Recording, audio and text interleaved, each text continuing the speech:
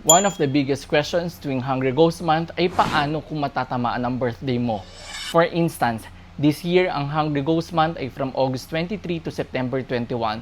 So any birthdays from August 23 to September 21 ay tatamaan ng Hungry Ghost Month, wherein the energy of the place is very unstable. Ang tanong ngayon, mamalasin ka ba? Pwede ka bang mag-celebrate ng birthday? Wala kang dapat ikatakot dahil ang Ghost Month and ang iyong birthday ay two separate things. Ang Ghost Month ay para sa mga multo at ang iyong birthday ay isang regalo mula sa Panginoon. Kaya naman, hindi ka malas kung ang birthday mo ay nasa Ghost Month. Isang payo lang, you can celebrate it but better if sa morning, since sa umaga medyo stable ang energies compare sa gabi. Sana ay may natutunan kayong bago mula sa amin. Master Michael here, simplifying feng shui for everyone.